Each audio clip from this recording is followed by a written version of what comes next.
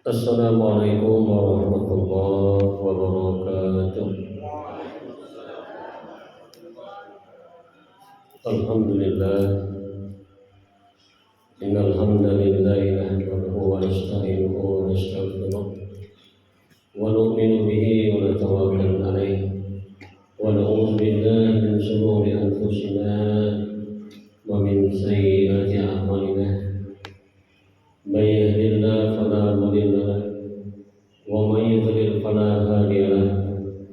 Asyhadu an la ilaha illallah wahdahu la syarika lahu wa asyhadu anna Muhammadan abduhu wa rasuluhu la nabiyya ba'dahu. Amma ba'du, faqad qala Allah ta'ala fi kitabil karim ba'da a'udzu billahi minasy syaithanir rajim. Bismillahirrahmanirrahim. Qul in kuntum tuhibbuna Allah fattabi'uni yuhibbukumullah wa yaghfir lakum dzunubakum wallahu ghafurur rahim. Wa qala Nabi sallallahu alaihi wasallam, kullu ummati yadkhulul jannata ila man aba. Qila man ya Rasulullah, qala man ata'ani dakhala jannah wa man asani faqad aba. Qala Rasulullah sallallahu alaihi wasallam. Yang sama-sama kita muliakan alim ulama, tokoh-tokoh masyarakat, dan yang saya hormati Bapak Imam dan pengurus Masjid Baitur Rahman, yang insya Allah kita semuanya sama-sama dimuliakan oleh Allah Subhanahu wa Ta'ala. Lagi dan lagi kita sebagai hamba Allah Subhanahu wa Ta'ala, kita bersyukur pada Allah Subhanahu wa Ta'ala. Pagi yang berbahagia ini kita masih diberikan kesehatan, masih dipanjangkan umur, serta masih diberikan nikmat yang paling besar, yakni nikmat agama. Karena kata Nabi, dunia ini kalau tidak ada lagi orang menyebut nama Allah, Allah, Allah, maknanya kalau tidak ada lagi orang yang beriman kepada Allah Subhanahu wa Ta'ala, dunia ini akan dihancurkan oleh Allah Subhanahu wa Ta'ala. Jadi sebenarnya orang kafir itu pak numpang sama orang Islam, numpang kepada orang yang beriman kepada Allah. Jadi Bapak dan Ibu yang dimuliakan Allah Subhanahu wa Ta'ala, kita sampai jam berapa? Sampai suruh yang berapa ya? 6.25. Insyaallah kita akan melanjutkan pengajian kita ini yang ketiga kali saya di sini. Ya, 2 kali tidak pernah kita. Pada kesempatan ini kita akan membahas satu hadis Nabi Muhammad SAW katakan, kata Nabi, aku tinggalkan 2 pegangan kepada umat Islam. Jika umat Islam berpegang teguh kepada 2 pegangan ini, maka selama-lamanya umat Islam tidak akan tersesat, yakni kitabullah dan sunnatur Rasul. Hadirin, dalam satu hadis Nabi katakan, surga itu rindu kepada 4 macam jenis manusia. Yang pertama kata Nabi, talil Quran. Yang menafsirkan hadis ini ulama kita Buya Hamka. Itu pernah saya disampaikan oleh kakek saya. Kakek saya murid pertama Buya Hamka. Itu kakek saya alumni pertama dia. Ya. Kata beliau, talil Quran ini kata Buya Hamka ada 6 tafsirnya. Pertama, dia kenal huruf. Yang kedua, dia bisa membaca Quran. Yang ketiga, dia menelaah apa makna kehendak daripada ayat-ayat yang dia baca.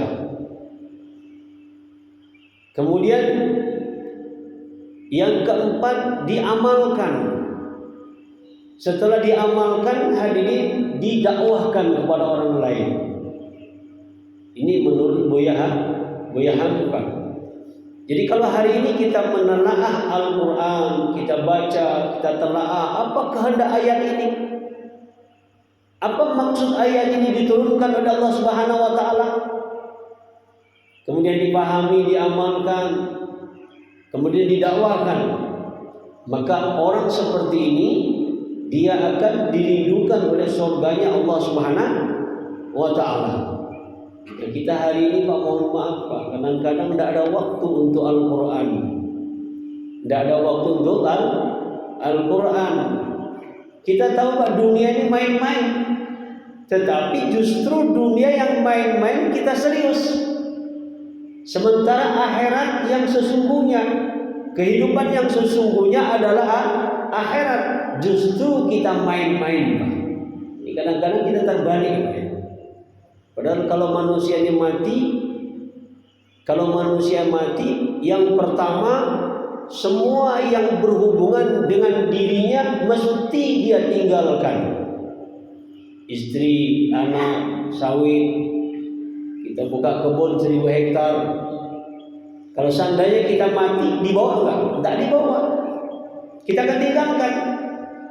Sementara ada yang akan kita bawa di akhirat. Apa yang akan kita bawa di akhirat?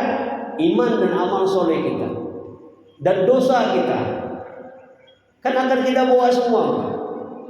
Sekecil apapun iman, amal soleh yang kita dilakukan di dunia ini akan kita bawa. Ini kadang-kadang kita lupa dengan kontrak hidup di dunia ini. Lupa dengan kontrak hidup di dunia. Jadi hadirin yang dimuliakan oleh Allah Subhanahu wa taala, kenapa Nabi sallallahu alaihi wasallam memberikan wasiat, aku tinggalkan 2 pegangan, Quran dan hadis. Kalau seandainya Al-Quran ini diamalkan oleh orang Islam, ada enggak terjadinya orang berantem, mengaku dirinya paling baik, mengaku dirinya paling benar? Tidak ada Pak. Karena dalam Al-Quran ada perintah, ada larangan. Contoh misalnya dalam surah Al-Hujurat, kalau tidak salah ya, ayat 11, itu Allah Subhanahu wa taala katakan kepada orang yang beriman, ya ayyuhalladzina amanu, yang disuruh oleh Allah orang beriman. Janganlah satu kelompok merendahkan kelompok yang lain. Boleh jadi kelompok yang direndahkan ternyata dia yang dapat hidayah. Begitu juga wanita. Wahai wanita yang beriman, jangan kamu merendahkan wanita beriman yang lain. Boleh jadi orang yang kamu rendahkan ternyata dia yang dapat hidayah. Nih Pak. Jadi hadirin yang dimuliakan Allah Subhanahu wa taala, untuk mengamalkan ini mesti dia pahami.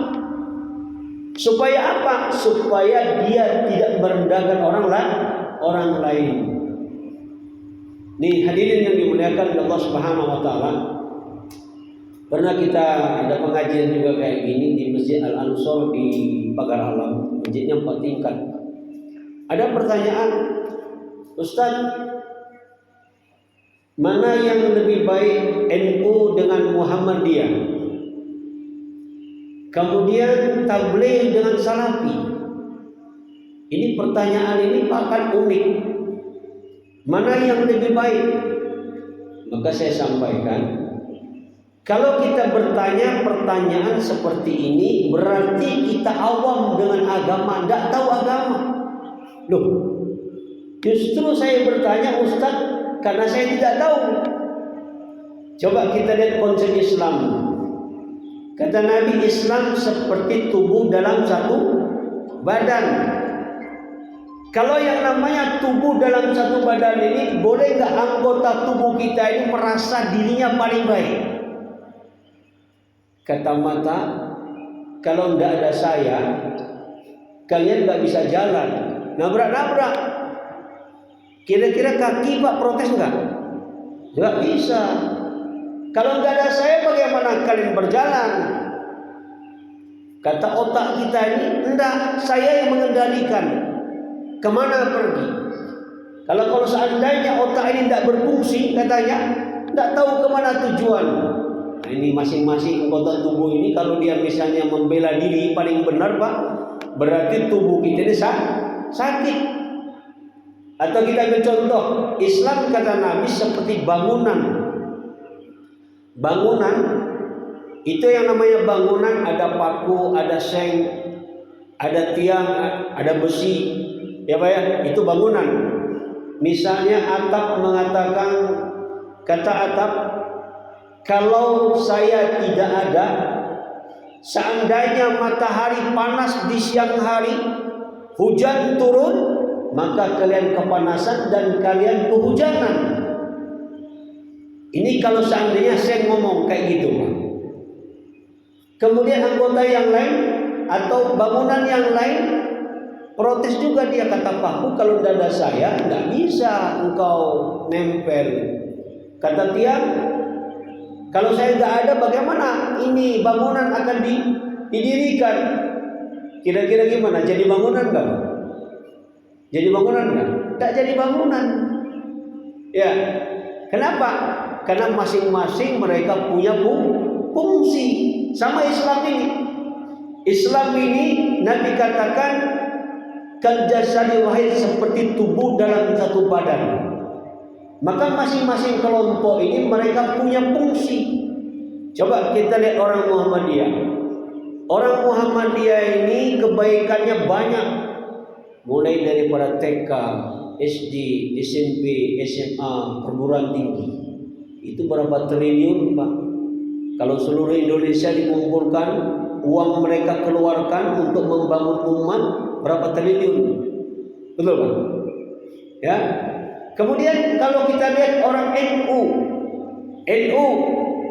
itu orang NU kalau di Indonesia ini, orang-orang belajar tafsir itu pondok salaf namanya. Kita akan kenal tafsir Quran itu dengan adanya pondok-pondok yang dibuat oleh orang-orang NU. NU dan Muhammadiyah ini bukan agama tapi organisasi. Kita kadang-kadang salah paham.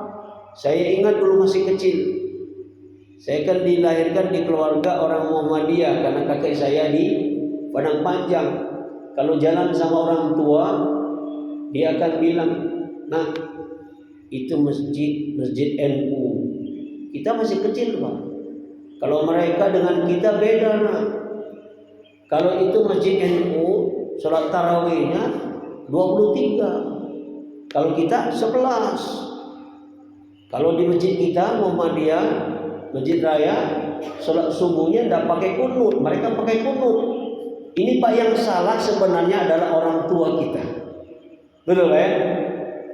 Dia memilih memecahkan daripada perpecahan umat. Ini ke orang lain. Kemudian kalau kita lihat lagi orang Salafi, banyak nggak kebaikan? Oh, banyak Pak.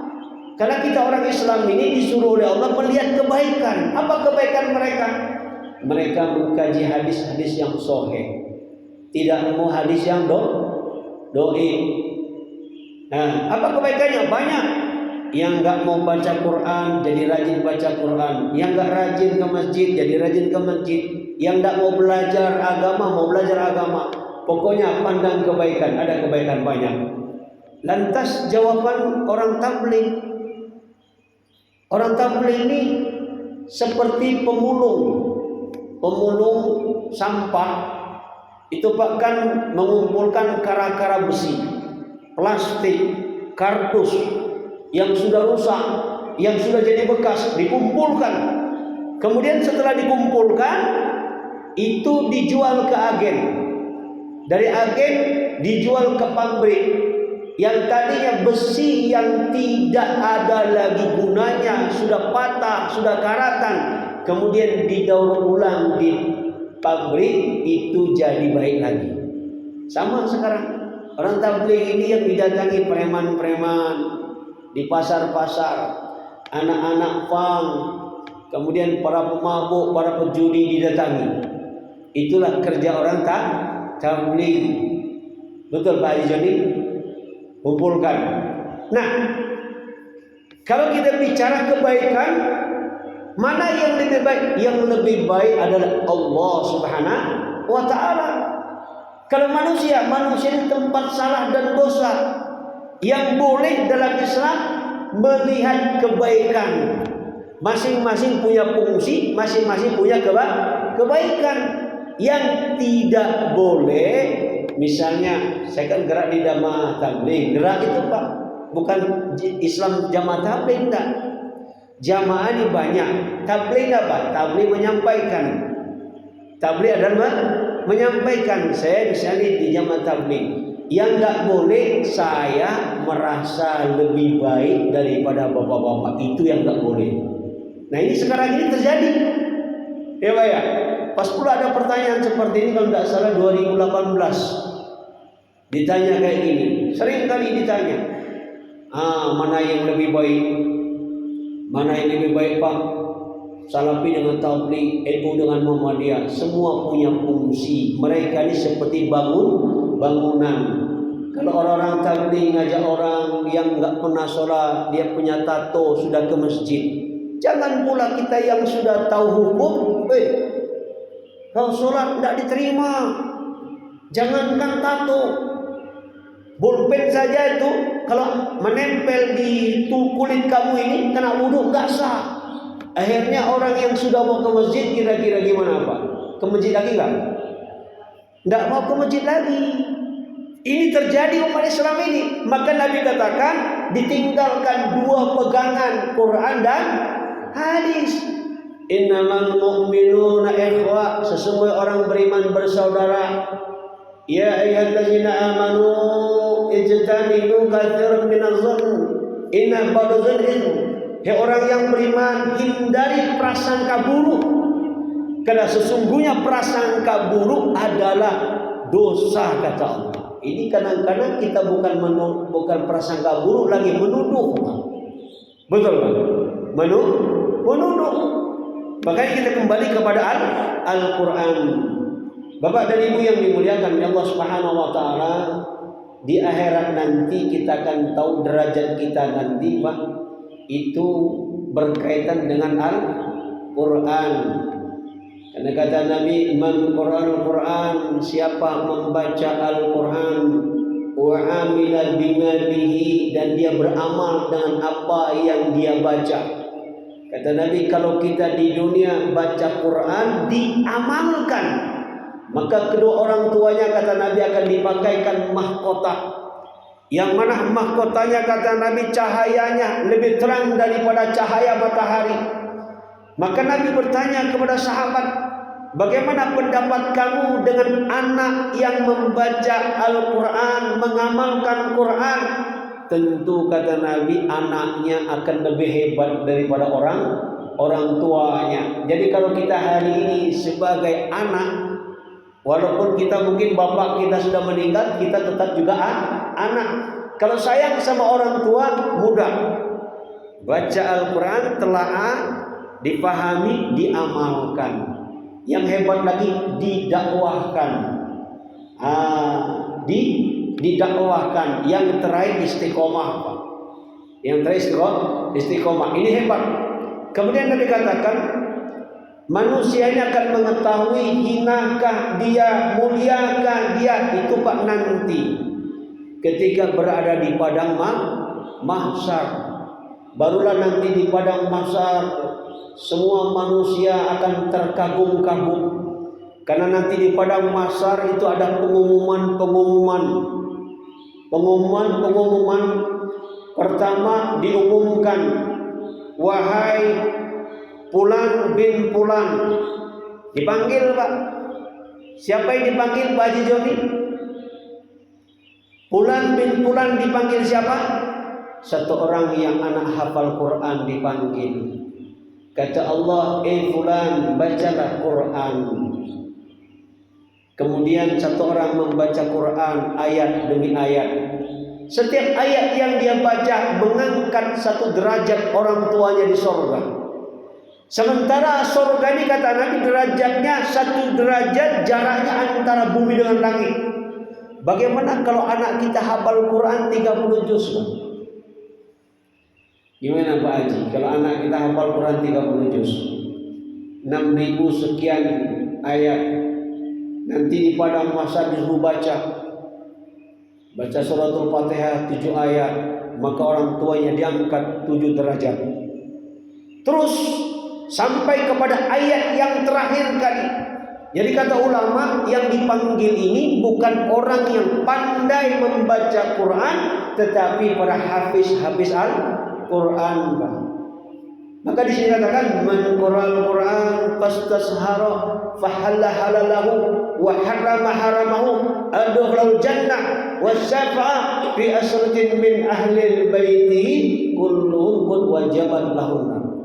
Kata Nabi, barang siapa membaca Al-Quran kemudian dia berusaha menghafal Quran,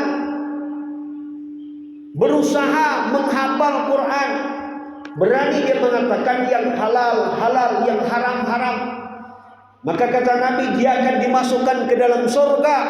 Bukan saja dia yang dimasukkan ke dalam surga, nanti di padang mahsyar disuruh oleh Allah memberikan syafaat yang paling tinggi. Nabi katakan syafaat Al-Quran.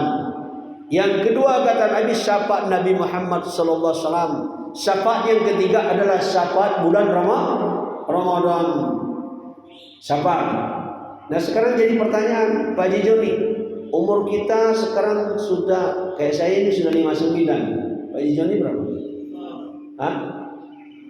56. Kira-kira Pak Haji Joni bisa enggak menghafal Quran sisa masa ini? Bisa enggak? Mungkin enggak mampu Pak. Tetapi bisa enggak Pak Haji Joni nanti di akhirat digolongkan orang yang hafal Quran? Bisa. Karena Imam Tabrani mengatakan bahwa Rasulullah sampaikan dalam satu hadis, di akhirat yang dilihat oleh Allah Subhanahu wa taala bukan hasil tapi usaha. Siapa saja yang berusaha menghafal Quran, berusaha one day one ayat, satu hari satu ayat, mampu 3 ayat, satu hari 3 ayat, terus dia berusaha. Hari ini dapat 5, besok ngapal 5 lagi, yang 5 hilang. Besok lagi ngapal 5, yang 10 hilang. Kan begitu kita bayar. Ya Bu, ngapal lagi ini hilang, ngapal lagi ini hilang. Tetapi hadirin, Nabi katakan Allah tidak melihat hasil, karena hasil di tangan Allah. Yang dilihat oleh Allah adalah usaha. Mulai hari ini misalnya Pak Haji Joni berikan waktu minimal 1 jam 1 hari, diulang hafal, baru pindah, diulang hafal. Itu cara yang paling efektif menghafal Quran. Baca 1 ayat siang hari 41 kali, malam mau tidur baca 41 kali. Itu secara tidak langsung dia akan hafal. Tapi bacanya berapa? 41 kali siang hari. Nanti malam 41 kali, diulang. Nanti di akhirat ketika satu orang yang tidak hafal Quran di dunia ini dipanggil oleh Allah Subhanahu wa taala, "Hei Pak Haji Joni, Ujung Batu, Fulan bin Fulan." Kata Allah Subhanahu wa taala, "Bacakan Quran." Kata Pak Haji Joni, "Ya Allah, saya di dunia dulu otak saya ini tidak nyimpan. Bagaimana saya disuruh membaca Quran 30 juz?" Yang unik lagi Pak, di dunia tidak hafal Quran, tapi di akhirat dia hafal Quran. Kenapa? Karena di dunia dulu dia memberikan waktu kepada Al-Quran. Kita kadang-kadang mohon maaf ya, kalau untuk perkara dunia serius sekali. Padahal dunia yang kita bangun ini kan kita tinggalkan. Betul Pak Haji? Tinggal kan? Anak tinggal, istri tinggal, kebun tinggal, semua tinggal. Kita bangun rumah mewah, tinggal. Kita bangun sawit 1000 hektar, tinggal. Tidak ada yang kita bawa. Baru manusia akan paham nanti di padang mahsyar. Oh, dulu saya punya anak 8. Anak saya 8 tidak ada satupun yang hafal Quran. Baru dia nangis, Pak. Ya Allah, balikan ke dunia sebentar saja ya Allah. Kalau bisa seandainya diputar kasetnya, tentu anak yang 8 ini akan saya programkan supaya menghafal Quran. Kenapa? Karena kemuliaan Al-Quran nanti di padang mahsyar disuruh oleh Allah wasyafa'ah, beri syafaat. Panggil yang keluargamu yang wajib masuk neraka, panggil. Berapa orang Pak diberi syafaat? Fi asratin min ahli baitihi kulluhum qad wajabat launan. 10 orang keluarganya yang wajib masuk neraka. Itu diberi syafaat. Nah, hadirin yang dimuliakan Allah Subhanahu wa taala, kemuliaan manusia ini bergantung kepada Al-Qur'an. Maka kira-kira ibu-ibu bisa enggak digolongkan orang hafal Quran? Bisa. Mulai hari ini ibu-ibu beri waktu kepada Al-Quran. Setengah jam kah, 1 jam kah? Ibu setiap hari 1 jam belajar menghafal. Bukan membaca Pak, tapi menghafal. Karena masing-masing nanti ada kedudukan. Dia baca, dia hafal. Dia baca, dia hafal. Dia baca lagi, dia hafal lagi. Terus saja. Ini kalau ibu-ibu buat setiap hari, nanti di akhirat ibu-ibu akan digolongkan orang hafal Al-Quran. Jadi dalam agama ini Pak tidak sulit. Yang penting usaha. Usaha ini Pak yang kadang-kadang kita main-main. Betul Pak? Pak Dekain? Ya, usaha ini Pak. Maka kita berikan waktu ini. Maka yang kedua hadirin, yang kedua surga rindu kepada lisan manusia ini yang senantiasa berzikir kepada Allah. Maka doakan kalau kita bisa, Allahumma a'inni ala zikrika wa syukrika wa husni ibadatik. Ya Allah, bantulah lisan kami berzikir kepadamu. Ya Allah, bantulah hati kami mensyukuri nikmat-Mu. Begitu banyak nikmat Allah Subhanahu wa taala yang diberikan kepada manusia ini. Kata Imam Syafi'i, kalau seandainya manusia ini dipanjangkan umur 1000 tahun, kemudian 1000 tahun dia zikir, dia baca Quran, dia doa, dia puasa, dia ibadah, tidak makan, tidak minum, kata Imam Syafi'i, untuk membayar satu nikmat, yakni satu nikmat, satu butir mata, maka satu butir mata ini lebih berat timbangan ketimbang ibadah 1000 tahun Pak. Maka tanpa bantuan Allah, lisan kita ini Pak senantiasa tidak ada kekuatan untuk mengingat Allah. Yang berat lagi hati mensyukuri nikmat Allah. Bagaimana caranya? Caranya kata ulama, supaya kamu pandai bersyukur dalam hal urusan dunia, tengok ke bawah. Tengok ke bawah. Hari ini saya tidak punya mobil, tidak punya sepeda ontel, tidak punya rumah, ngontrak. Misalnya, bisa nggak kita bersyukur? Bisa Pak. Tengok orang kaya, duitnya banyak. Sekarang kakinya jadi 6. Kakinya jadi 6. Kenapa jadi 6? Kena stroke, nggak bisa jalan. Kakinya 2, kursi roda 2, yang dorong 2. Oh, Masya Allah mahal. Ternyata nikmat sehat adalah mahal. Tengok ke bawah. Berapa banyak hari ini orang hari ini habis, untuk besok tidak ada. Kalau mungkin Pak Haji Joni mungkin untuk bulan depan sudah ada. Tengok ke sana, kita akan bersyukur Pak.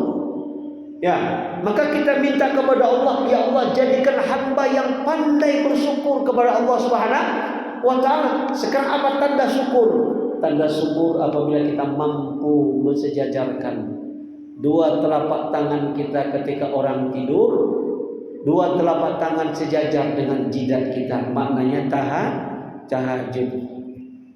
Ya, tahajud.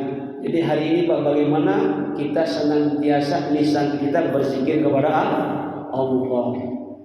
Sehingga Nabi katakan, jangan kalian tinggalkan dunia, melainkan lisan kalian dalam keadaan berzikir kepada Allah. Kalau kalian meninggalkan dunia, lisan kalian dalam keadaan berzikir kepada Allah, maka kamu meninggalkan dunia dalam keadaan tersenyum, dalam keadaan tersenyum. Nanti di padang mahsyar kata Nabi, orang yang mengingat Allah sendirian misalnya, dalam keadaan sendirian dia takut, lisannya memuji Allah, berzikir kepada Allah, nanti dapat naungan nanti di padang mahsyar. Jadi Bapak dan Ibu yang dimuliakan oleh Allah Subhanahu wa taala, kemudian yang ketiga, orang yang dirindukan oleh surganya Allah Subhanahu wa taala, orang yang punya peduli dengan tetangganya, peduli kepada sesama orang Islam. Dia ada peduli. Kemudian saking pedulinya dia membantu saudaranya. Kalau saudaranya nggak punya beras misalnya, maka dia bantu dengan beras. Saudaranya nggak punya uang, dia bantu dengan uang. Pokoknya dia bantu. Orang yang peduli, kata Nabi, ini orang yang dirindukan oleh surganya Allah Subhanahu wa taala. Jam berapa? Sudah 30 menit Pak. Ya. Ini sudah 30 menit. Kemudian yang terakhir adalah orang yang berpuasa di bulan Ramadan. Banyak kata Nabi orang Islam nanti mereka berpuasa hanya dapat lapar dan haus, tidak tahu tujuan puasa.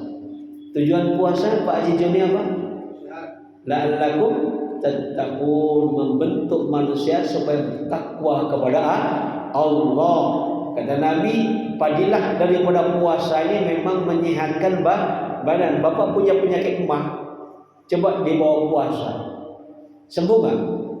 Sembuh kan? Betul? Sembuh kan?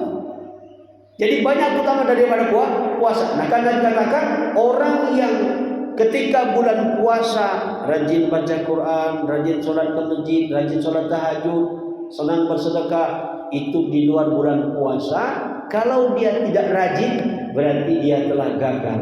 Mesti diulang lagi, latihan lagi tahun depan. Ya, tahun depan. Jadi Bapak dan Ibu yang dimuliakan oleh Allah Subhanahu wa taala, yang kedua kata Nabi, aku tinggalkan pegangan kepada umat Islam, yakni sunnah. Pak Dokter, sunnah ini berapa macam? Enggak, kalau klarifikasinya berapa macam? Sunnah. Kita kenal sunnah. Apa sunnah? Ada namanya sunnah nul huda. Apa sunnah nul huda? Sunnah yang ditekankan, yakni sholat berjamaah.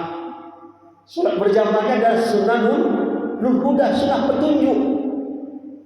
Sunnah dibagi menjadi 3, mungkin kita nggak akan bahas. Ini ingatkan nanti PR Pak ya. Kita akan bahas sunnah ada 3 bagian. Sunnah surah penampilan Nabi, potret Nabi. Yang kedua sunnah sirah perjalanan hidup Nabi. Jadi kita pelajari apa yang dibangun Rasulullah SAW semasa hidupnya. Sunnah yang paling tinggi adalah sunnah sarirah Nabi, pikir Nabi, lisan Nabi, akhlak Nabi, ya kan? Kehidupan Nabi. Ini yang paling tinggi. Jadi Bapak dan Ibu yang dimuliakan oleh Allah Subhanahu wa taala, kalau ada umur panjang, tolong diingatkan Pak, ini untuk judul nanti. Ya, untuk judulnya ada 3 sunnah. Klarifikasi sunnah ini ada 3. Pertama, potret Nabi, foto Nabi. Saya pakai udeng-udeng nih Pak. Ini udeng-udeng namanya. Sorban. Ini sebenarnya untuk apa? Untuk meraih pahala 70 kali lipat. Siapa kata Nabi sholat pakai sorban 2 rakaat itu lebih utama daripada 70 rakaat tidak pakai sorban. Ya, 70 rakaat tidak pakai sorban. Ini bukan untuk gaya, bukan untuk gaya. Ini supaya nanti di akhirat, kita nanti ketika di akhirat Nabi SAW akan panggil orang-orang yang senantiasa menghidupkan sunnah Nabi. Sehingga di dunia saja Nabi pernah tanya kepada sahabat, kata Nabi, aina ikhwanika, di manakah saudaraku? Kata sahabat, ya Rasul, kan kami saudaramu. Enggak, kalian sahabatku. Nabi katakan, tuba, beruntunglah kalian yang melihat aku dan kalian beriman kepada aku. Tapi nanti di akhir zaman Nabi katakan beruntunglah, beruntunglah, tuba sampai 7 kali. Liman lam yarani wa amana bi, orang yang tidak pernah melihat Nabi tapi dia beriman kepada Nabi. Jadi sunnah ini masya Allah, potret Nabi ini ya, mulai dari kepala, yang kedua siwak, yang ketiga gamis, kemudian sorban. Sorban ini kalau di sini 70, kalau ditaruh di sini itu 75, 50. Kalau ditaruh di bawah, makanya kadang-kadang orang sorbannya 3. Kan Bapak ya heran ya, kepala sini itu habis bawah, itu di bawah itu 25. Jadi Nabi katakan orang yang beruntung sampai 7 kali tidak pernah lihat Nabi tapi beriman kepada Nabi. Bapak dan Ibu yang dimuliakan Allah Subhanahu wa taala, mudah-mudahan kuliah subuh kita pada pagi hari ini semoga bermanfaat. Jadi kalau kita hari ini orang Islam ingin selamat dunia dan akhirat, kembali kepada Al-Qur'an. Insyaallah ya, kembali kepada Al-Qur'an, kita amalkan apa yang kita baca. Kita telaah apa perintah Allah, apa larangan Allah. Kita hidupkan sunnah Nabi Muhammad sallallahu alaihi wasallam 24 jam. Subhanallah wa bihamdihi, subhanakallahumma wa bihamdika, asyhadu an la ilaha illa anta, astaghfiruka wa atubu ilaik. Assalamualaikum warahmatullahi wabarakatuh.